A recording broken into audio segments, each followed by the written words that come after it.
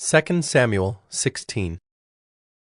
When David had passed a little beyond the summit, Ziba, the servant of Mephibosheth, met him, with a couple of donkeys saddled, bearing 200 loaves of bread, 100 bunches of raisins, 100 of summer fruits, and a skin of wine.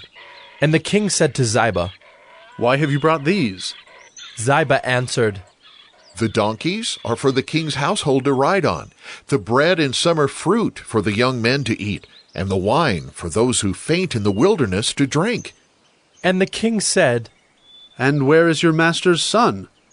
Ziba said to the king, "Behold, he remains in Jerusalem, for he said, 'Today the house of Israel will give me back the kingdom of my father.'"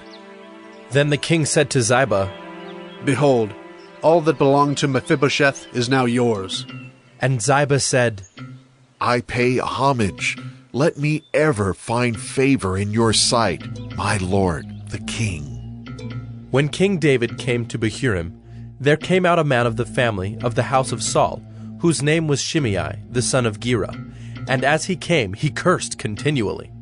And he threw stones at David, and at all the servants of King David, and all the people and all the mighty men were on his right hand and on his left. And Shimei said as he cursed, Get out, you man of blood, you worthless man! The Lord has avenged on you all the blood of the house of Saul, in whose place you have reigned, and the Lord has given the kingdom into the hand of your son Absalom. See, your evil is on you, for you are a man of blood!" Then Abishai the son of Zeruiah said to the king, "Why should this dead dog curse my lord the king? Let me go over and take off his head." But the king said, "What have I to do with you, you sons of Zeruiah? If he is cursing because the Lord has said to him, 'Curse David,' who then shall say, 'Why have you done so?'" And David said to Abishai and to all his servants, "Behold, my own son seeks my life. How much more now may this Benjaminite? Leave him alone, and let him curse, for the Lord has told him to. It may be that the Lord will look on the wrong done to me, and that the Lord will repay me with good for his cursing today." So David and his men went on the road, while Shimei went along on the hillside opposite him, and cursed as he went, and threw stones at him and flung dust. And the king and all the people who were with him arrived weary at the Jordan, and there he refreshed himself. Now Absalom and all the people, the men of Israel, came to Jerusalem, and Ahithophel with him. And when Hushai the Archite, David's friend, came to Absalom, Hushai said to Absalom, "Long live the king! Long live the king!" And Absalom said to Hushai, "Is this your loyalty to your friend?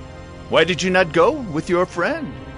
And Hushai said to Absalom, "No, for whom the Lord and this people and all the men of Israel have chosen, his I will be, and with him I will remain.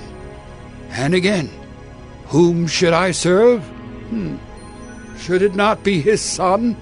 As I have served your father, so I will serve you." Then Absalom said to Ahithophel, "Give your counsel, what shall we do?" Ahithophel said to Absalom, "Go into your father's concubines, whom he has left to keep the house, and all Israel will hear that you have made yourself a stench to your father, and the hands of all who are with you will be strengthened." So they pitched a tent for Absalom on the roof. And Absalom went into his father's concubines in the sight of all Israel. Now in those days the counsel that Ahithophel gave was as if one consulted the word of God. So was all the counsel of Ahithophel esteemed both by David and by Absalom. 2 Samuel 17.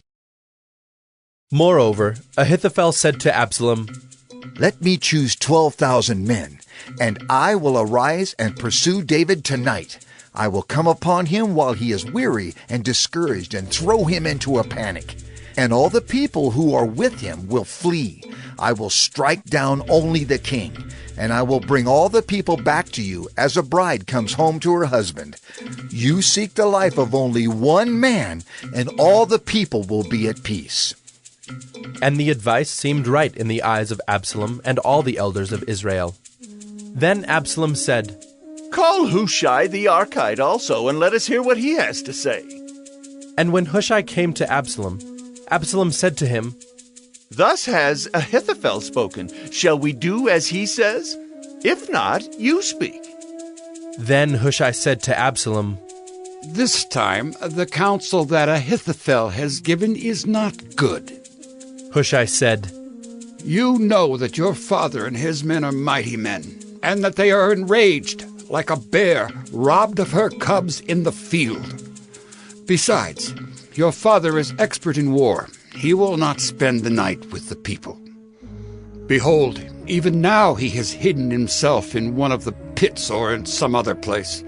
And as soon as some of the people fall at the first attack, whoever hears it will say, There has been a slaughter among the people who follow Absalom. Then even the valiant man whose heart is like the heart of a lion will utterly melt with fear, for all Israel knows that your father is a mighty man, and that those who are with him are valiant men. But my counsel is that all Israel be gathered to you, from Dan to Beersheba, as the sand by the sea for multitude, and that you go to battle in person. So we shall come upon him in some place where he is to be found, and we shall light upon him as the dew falls on the ground, and of him and all the men with him not one will be left. If he withdraws into a city, then all Israel will bring ropes to that city, and we shall drag it into the valley, until not even a pebble is to be found there. And Absalom and all the men of Israel said, The counsel of Hushai the Archite is better than the counsel of Ahithophel. For the Lord had ordained to defeat the good counsel of Ahithophel, so that the Lord might bring harm upon Absalom. Then Hushai said to Zadok and Abiathar the priests, Thus and so did Ahithophel counsel Absalom and the elders of Israel, and thus and so have I counseled. Now, therefore, send quickly and tell David, Do not stay tonight at the fords of the wilderness, but by all means pass over, lest the king and all the people who are with him be swallowed up. Now Jonathan and Ahimaaz were waiting at Enrogel. A female servant was to go and tell them, and they were to go and tell King David, for they were not to be seen entering the city. But a young man saw them and told Absalom. So both of them went away quickly and came to the house of a man at Bahurim, who had a well in his courtyard, and they went down into it. And the woman took and spread a covering over the well's mouth, and scattered grain on it, and nothing was known of it. When Absalom's servants came to the woman at the house, they said, Where are Ahimaaz and Jonathan? And the woman said to them, They have gone over the brook of water. And when they had sought and could not find them, they returned to Jerusalem. After they had gone, the men came up out of the well, and went and told King David. They said to David, Arise, and go quickly over the water, for thus and so has Ahithophel counseled against you. Then David arose, and all the people who were with him, and they crossed the Jordan. By daybreak not one was left who had not crossed the Jordan. When Ahithophel saw that his counsel was not followed, he saddled his donkey and went off home to his own city. He set his house in order and hanged himself, and he died and was buried in the tomb of his father. Then David came to Mahanaim, and Absalom crossed the Jordan with all the men of Israel. Now Absalom had set Amasa over the army instead of Joab. Amasa was the son of a man named Ithra the Ishmaelite, who had married Abigail, the daughter of Nahash, sister of Zeruiah, Joab's mother. And Israel and Absalom encamped in the land of Gilead. When David came to Mahanaim, Shobai, the son of Nahash from Rabbah of the Ammonites, and Machir, the son of Amiel from Lo-debar, and Barzillai, the Gileadite from Rogelim, brought beds, basins, and earthen vessels, wheat, barley, flour, parched grain, beans, and lentils, honey and curds and sheep and cheese from the herd, for David and the people with him to eat. For they said, The people are hungry and weary and thirsty in the wilderness. 2 Samuel 18. Then David mustered the men who were with him, and set over them commanders of thousands and commanders of hundreds.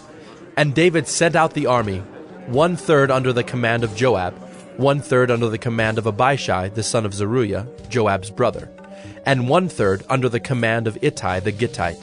And the king said to the men, I myself will also go out with you.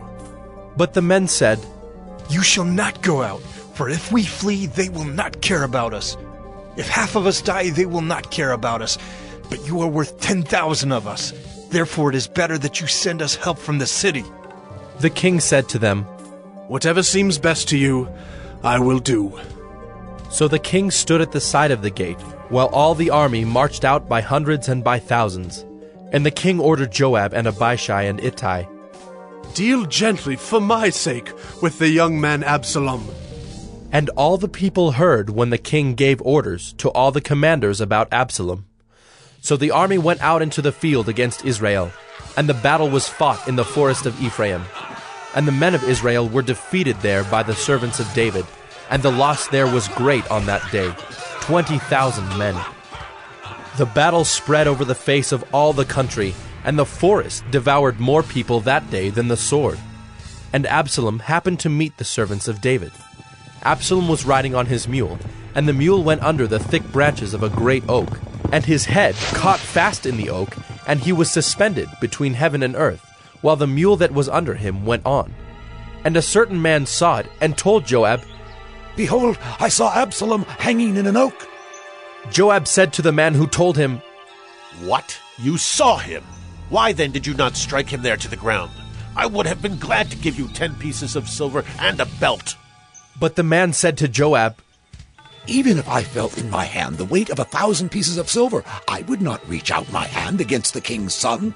For in our hearing the king commanded you and Abishai and Ittai, For my sake protect the young man Absalom. On the other hand, if I had dealt treacherously against his life, and there is nothing hidden from the king, then you yourself would have stood aloof. Joab said, I will not waste time like this with you. And he took 3 javelins in his hand, and thrust them into the heart of Absalom while he was still alive in the oak. And 10 young men, Joab's armor-bearers, surrounded Absalom and struck him and killed him. Then Joab blew the trumpet, and the troops came back from pursuing Israel, for Joab restrained them. And they took Absalom and threw him into a great pit in the forest, and raised over him a very great heap of stones. And all Israel fled, everyone to his own home. Now Absalom in his lifetime had taken and set up for himself the pillar that is in the king's valley, for he said, I have no son to keep my name in remembrance.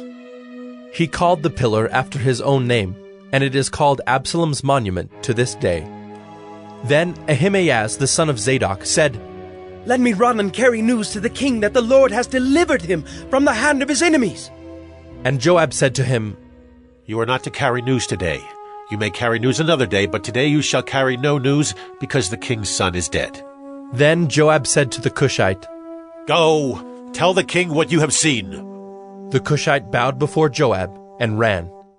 Then Ahimaaz the son of Zadok said again to Joab, Come what may, let me also run after the Cushite. And Joab said, Why will you run, my son, seeing that you will have no reward for the news?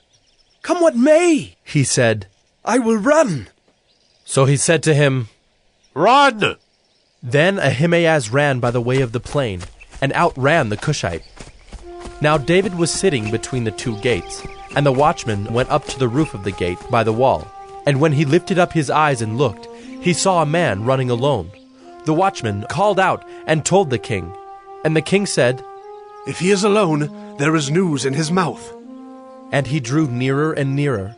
The watchman saw another man running, and the watchman called to the gate and said, See, another man running alone. The king said, He also brings news. The watchman said, I think the running of the first is like the running of Ahimaaz, the son of Zadok. And the king said, He is a good man and comes with good news.